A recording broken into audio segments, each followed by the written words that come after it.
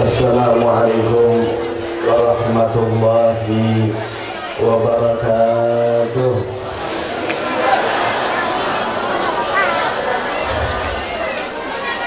Alhamdulillah, wassalatu wassalamu ala rasulillah Sayyidina wa maulana Muhammad ibn Abdillah wa ala alihi wa ashabihi wa man sara fi darbih min yawmina hadha ila yawmin liqa'i baina yadayillah, amma ba'd. Allahumma salli wa sallim ala sayyidina Muhammad tibbil qulubi wa dawaiha wa afiyatil abdani wa shifaiha wa nuril absar wa biyaiha wa qudil arwah wa ridaiha wa ala alihi wa sahbihi wa mawala wa la hawla wa la quwwata illa billah.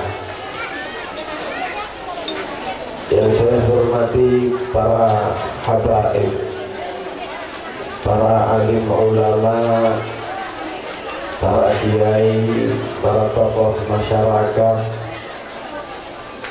wabil khusus Al-Habib Ali sebagai sahibul bait pada acara hari ini, habaib yang lainnya yang mungkin saya tidak bisa menyebutkan satu persatu nama-nama dari beliau, tapi tidak mengurangi rasa hormat ta'zim saya kepada antum semuanya.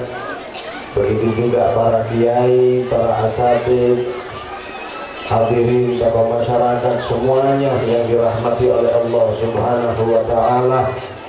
Alhamdulillah wa syukurillah. Kita bersyukur kepada Allah Subhanahu wa taala yang mana di siang hari ini kita dikumpulkan oleh Allah Subhanahu wa taala di dalam satu majelis, di dalam satu perkumpulan yang kita yakini dari perkumpulan ini Allah menurunkan rahmat untuk kita semuanya. Dari perkumpulan ini semoga Allah Subhanahu wa taala memberikan keberkahan kepada kita semuanya, sehingga tidak ada satupun yang hadir di tempat ini kecuali hajat-hajat mereka diterima oleh Allah Subhanahu wa taala. Tidak ada yang hadir di tempat ini kecuali Allah memberikan apa yang menjadi keinginan mereka baik di dunia maupun di akhirat. Dan semoga yang punya penyakit Allah berikan obat, Allah berikan panjang umur, sehat walafiat fi taatillah wa fi taati Rasulillah. Amin ya rabbal. Hadirin para bapak ibu semuanya yang dirahmati oleh Allah, sebelum saya berbicara yang insya Allah tidak akan terlalu panjang karena para habaib, para kiai yang lainnya yang sudah datang, mereka akan memberikan tausiah, mereka akan memberikan pencerahan kepada kita semuanya, sehingga untuk menghemat waktu tidaklah saya akan berpanjang lebar, tapi semoga yang sedikit ini manfaat. Hadirin, perkumpulan semacam ini memang sepertinya adalah perkumpulan biasa. Perkumpulan semacam ini terkadang orang-orang banyak yang tidak mengerti dan tidak paham. Memang kita kumpul duduk, memang kita kumpul di suatu tempat yang biasa, penutupnya hanya sekedar tenda, panas luar biasa. Tapi para hadirin, perkumpulan-perkumpulan yang macam ini nanti akan kita bisa saksikan jika kita nanti telah menghadap kepada Allah Subhanahu wa ta'ala.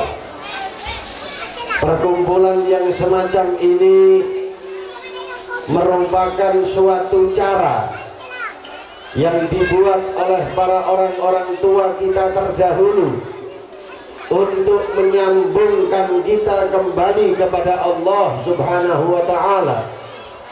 Perkumpulan yang seperti ini merupakan cara agar kita kembali kepada jalannya Allah, kembali kepada jalannya Rasulullah sallallahu alaihi wa ala alihi wa sahbihi wasallam.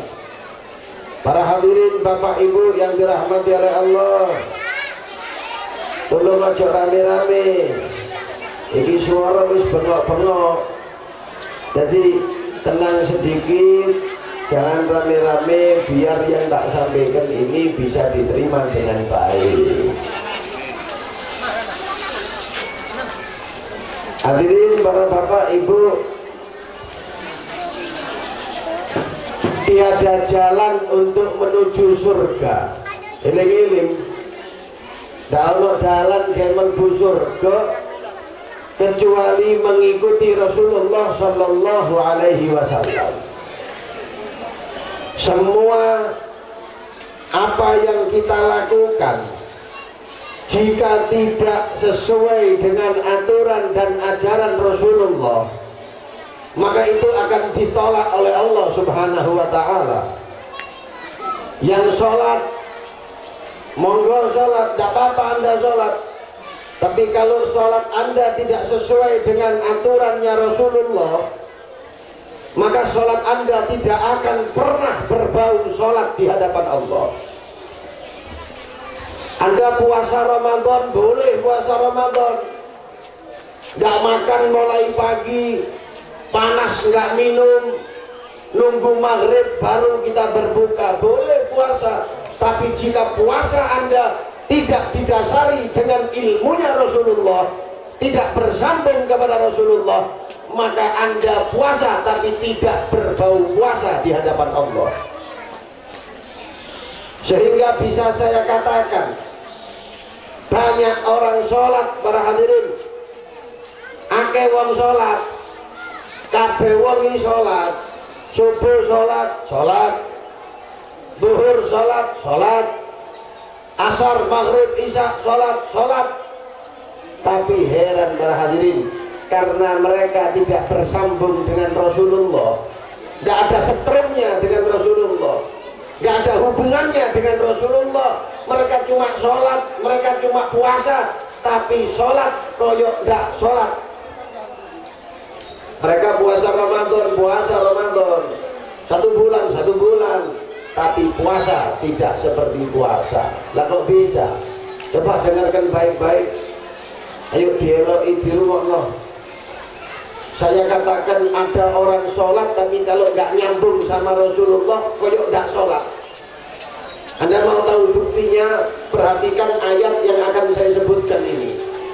Ini ayat ini Anda mungkin sudah hafal. Ayat ini wis bolak-balik disebut no. Ulama wong ceramah yo wis nyebut ayat ini. Bolak-balik. Kadang-kadang anak-anak kecil-kecil itu wis hafal, inna sholata tanha 'anil fahsya'i wal munkar.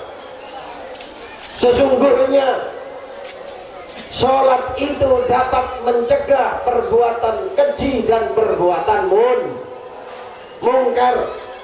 Berarti Pak, aplikasinya, keterangannya secara detail dan secara jelasnya, kalau ada orang sholat, maka orang itu tidak akan mungkin berbuat perbuatan yang jahat.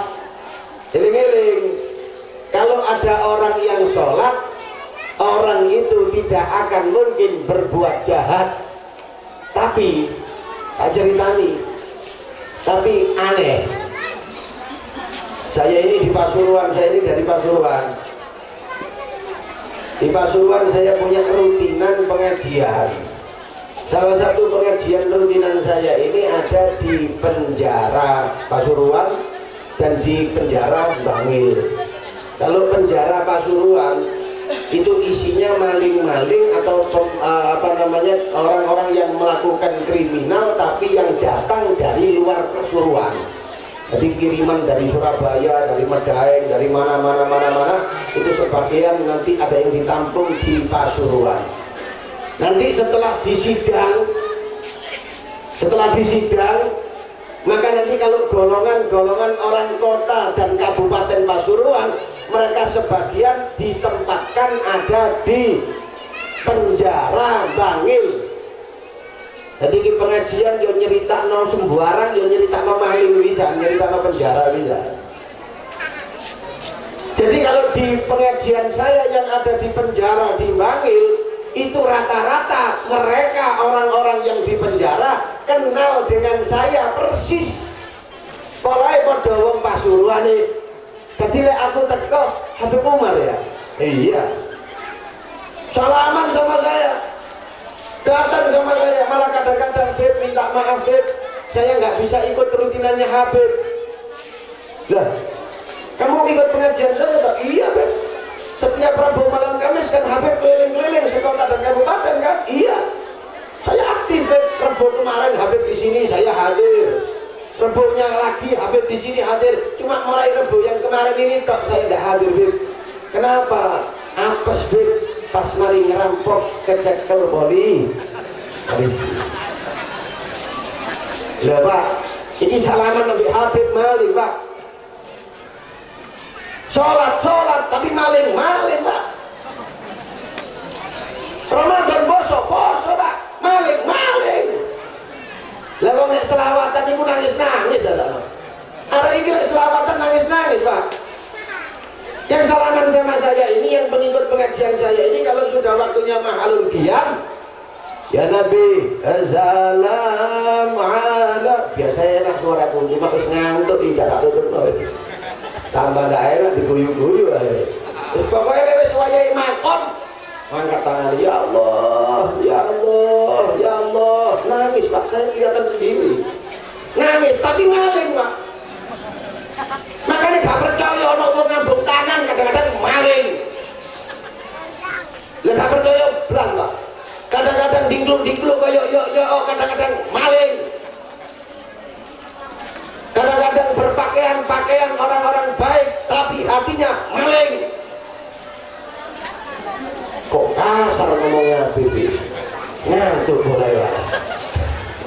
Dari Pasuruan selama tidak kasar boleh tidak ngantuk. Di sini enak berhubung ini untuk ngantuk.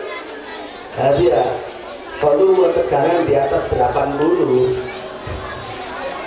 Hadirin yang dirahmati oleh Allah Subhanahu wa Ta'ala, zaman ini kita tidak ada yang kita butuh kecuali kita ini harus dekat dengan Rasulullah.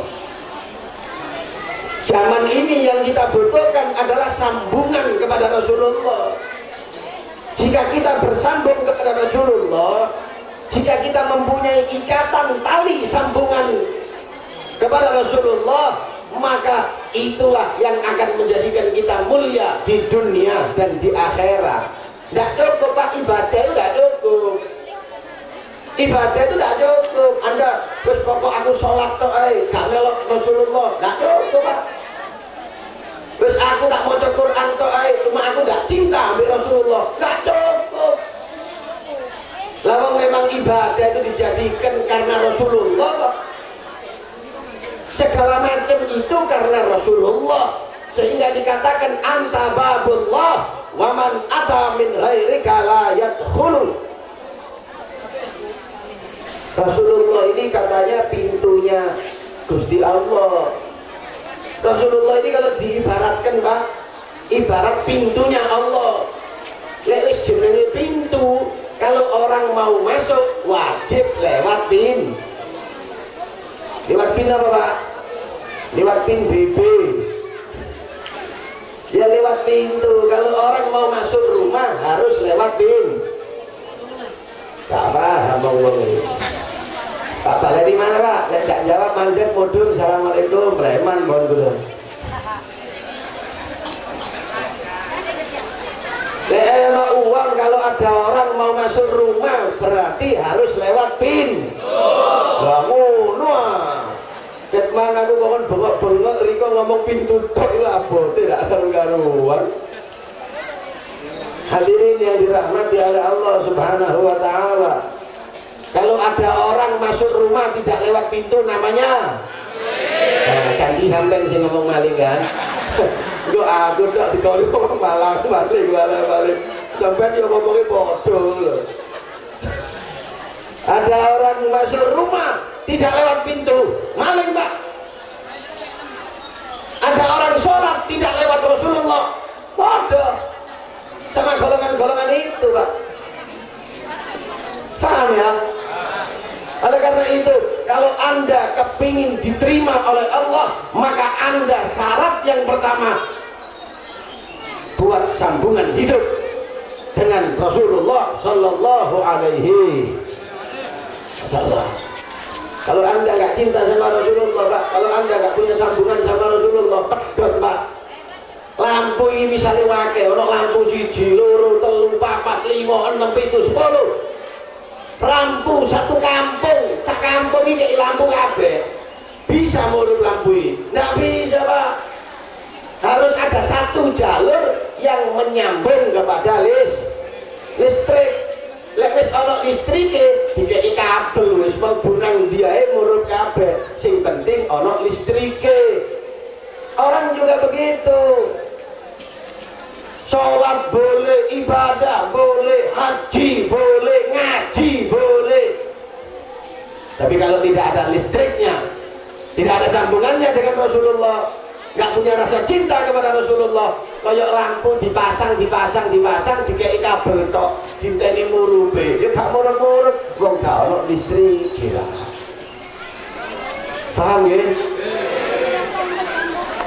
Istirahat menit 5 menit. Nah, aku lihat kendoraan gue serak ini berarti menjumpai 10 menit. Hadirin yang dirahmati oleh Allah Subhanahu wa taala, wis gak tawa-tawa. Nanti biar disambung masih banyak para habaib guru-guru kita yang akan menyambung nanti tausiahnya. Saya ini tidak ceramah tawa-tawa. Ini mek pembuka tok starter. Nanti yang melanjutkan mereka-mereka para senior-senior kita, para guru-guru kita. Cuma tak tambahin titik. Biasa ya kalau nambahin titik itu 45 menit. Titik itu 45 menit. Cuma kalau nanti bisa untuk panas tak kurangi. Jadi pertama minta datang ngabur. Hadirin yang dirahmati oleh Allah Subhanahu wa taala, kembali lagi. Manusia ini tergantung dari sambungannya. Bagaimana dia sambung kepada Rasulullah. Sekarang saya kasih cerita untuk penutup daripada ceramah saya ini.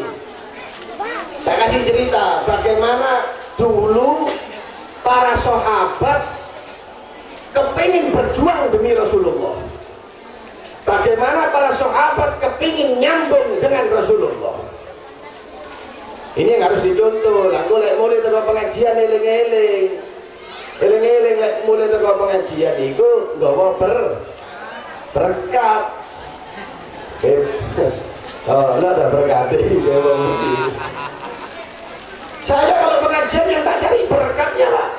Jujur-jujuran aja. Jujur aku, pengajian anak berkatnya teko, anak berkatnya tidak teko. Jadi berkatmu, berkatmu itu sih. Berkatnya apa sih? Itu sego bungkusan Pak.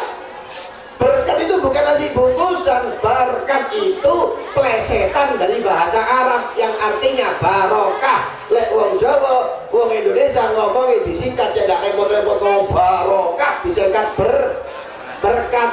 Di bahasa Arab barokah artinya barokah ziyadatul khairi, tambahi Kataku, berarti aku ngaji ini dolek cek mulai tambah bagus. Dan sampean mulai dolek apa? Jadi beda antara berkatku dan berkati wong-wong itu beda.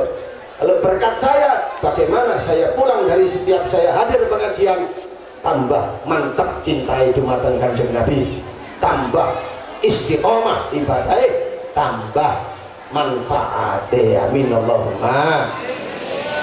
Ono arek cilik Pak, zamannya Kanjeng Nabi ini, zamannya Rasulullah ini, saya cerita ini, ada anak kecil ngomong sama ayahnya, "Abah, wong-wong oleh nyeluk abah." Dirubah ambil wong-wong saya kayak wong barat-barat. Papa, biar wong nyeluk papa itu sing gawe dasi-dasi lho. Iki di Pasuruan ana wong dodolan bakso. Ana telepon muni iki, "Iya nak, sik papa sik dodolan bakso." Papa dodolan bakso. Macam-macam abah, abi. Oh, doa. Dirubah namanya mengikuti nama yang bagus biar dapat barokah. Ayo ganti-ganti. Papa saiki ono mimi pipi. Aduh, gak garu-garuan. Ini ada satu anak zamannya Kanjeng Nabi datang kepada ayahnya, "Wahai ayahku, saya mau minta permohonan." Eling-eling iki. Saya minta permohonan ayah. Dari ayahnya, "Iya nak, apa nak? Kamu kepingin apa? Kamu kepingin apa?" Lek arek saiki jauhe macam-macam, Pak. Handphone, Pak. Pak, PlayStation, Pak. Pak, Pak, sepeda motor, Pak. Ini enggak. Ini anak kecil belum balik. Eling-eling ya. Anak kecil yang belum balik.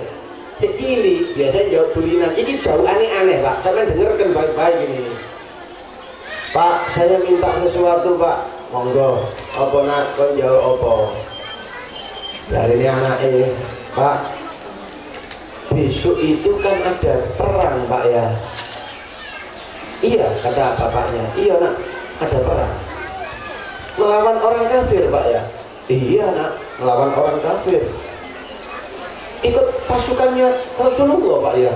"Iya nak, pemimpinnya itu Rasulullah." "Berarti taruhannya nyawa, Pak ya?"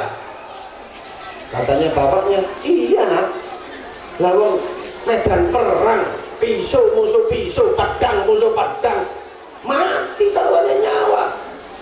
"Oh gitu Pak ya." Iya. "Pak, saya besok kepingin ikut, Pak." Dari anak ini, "Kamu belum wajib karena kamu belum balik. Yang wajib nak ikut jihad itu nanti kalau yang sudah balik. Untuk wanita dan anak-anak kecil tidak wajib ikut jihad." Loh, berarti tidak boleh Pak saya ikut jihad? Bukan tidak boleh nak, kamu belum wajib, kamu masih kecil. Dipegang tangan ayahnya, "Abah, tolong Pak, saya nggak kepingin apa-apa, Pak, kepingin satu tok, Pak, jangan ditolak, Pak, besok saya kepingin perang, Pak." Abahnya bingung, "Nak, kamu masih kecil nak." "Ya Allah, Pak, tolong Pak, jangan ditolak, Pak, saya besok kepingin perang." Katanya abahnya, "Ya gampang wis tak mau nabi ibu ya arek." Tak mau nabi ibu ya arek. Akhirnya abah ini tadi ngomong sama istrinya, "Wahai istriku, ini loh anakmu aneh." "Kenapa?" "Wahai suamiku, lah wong si kecil kok minta besok katanya ikut perang." "Yo opo?" Dipanggil sama ibunya, nak sini nak, sini. "Kamu ngomong apa sama abah kamu?" "Iya Bu, saya kepingin Umi, saya kepingin apa? Saya besok ingin perang nih bersama dengan Kanjeng Nabi nih." Dijawab oleh ibunya, "Kamu kan masih kecil, sudah lah Mi, tolong Mi, satu ini aja jangan ditolak, yang lainnya kalau saya minta boleh ditolak, satu ini Mi, tolong Mi, jangan ditolak." Akhirnya bapak dan ibu, abah dan uminya anak ini tadi musyawarah. Musyawarah ya apa? Anak ini kok ngene akhirnya musyawarah nggak bisa dapat jawaban. Tanya ibunya, "Pak, gini Pak, Sampean sekarang pergi ke rumah gurunya sampean, minta pendapat sama gurunya sampean. Akhirnya berangkat ke rumah salah satu sahabat. Dari tempat salah satu sahabat, ayah dari anak kecil ini ngomong gini loh, saya ini punya masalah. Apa masalahmu? Anak saya ini besok kepingin ikut jihad, padahal masih kecil, kira-kira tak larang atau tak kasih izin? Katanya temannya ini dan gurunya ini tadi bilang gini loh, sampai tanyain dulu anaknya sampean, apa alasannya dia ikut jihad? Kalau alasannya itu cuma urusan nafsu, maka jangan boleh.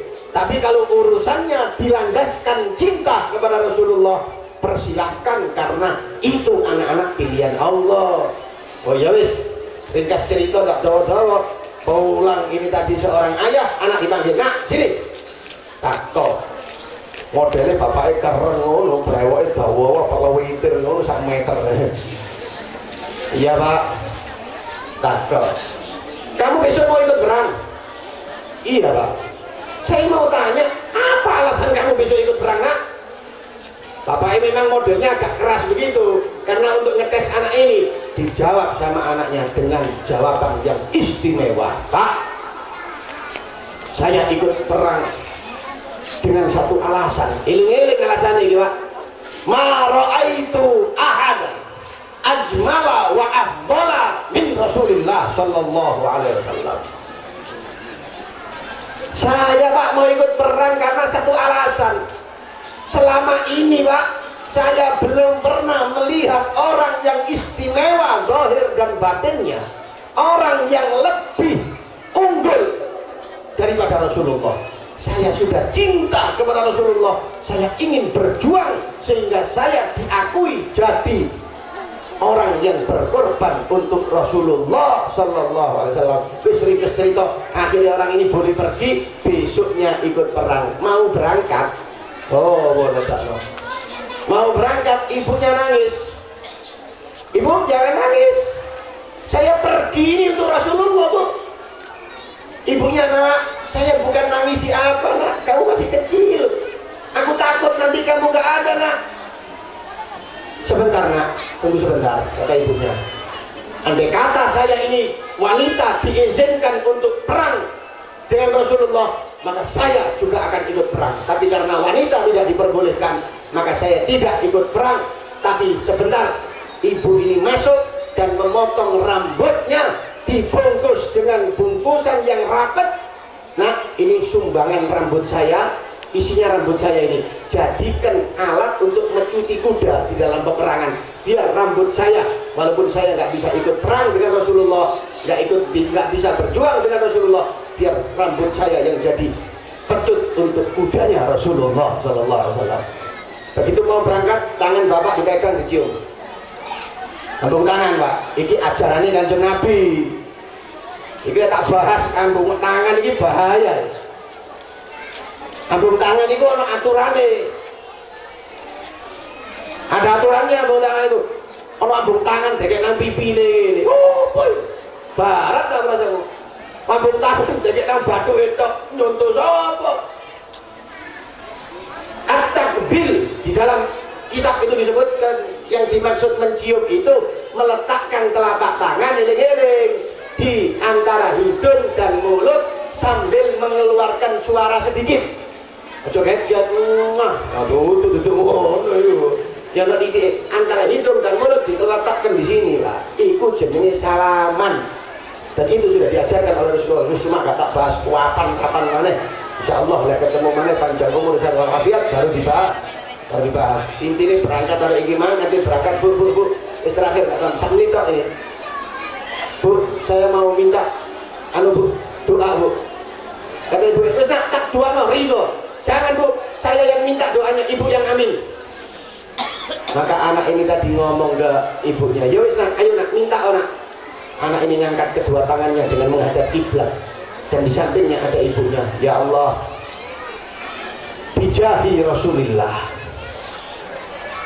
dengan kedudukannya Rasulullah dan dengan kedudukannya kedua orang tuaku yang saat ini ibuku ada di sampingku, ya Allah, saya minta satu hajat,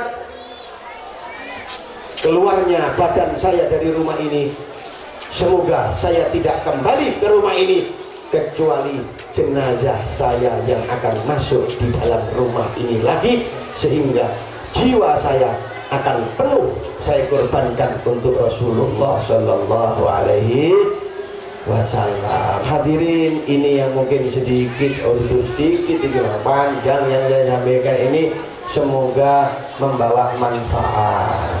Jika ada kekeliruan, salah kata, kata-kata yang kasar, terlalu panjang, khususnya di hadirat para habaib, para kiai, hadirin semuanya, saya minta maaf yang sebesar-besarnya.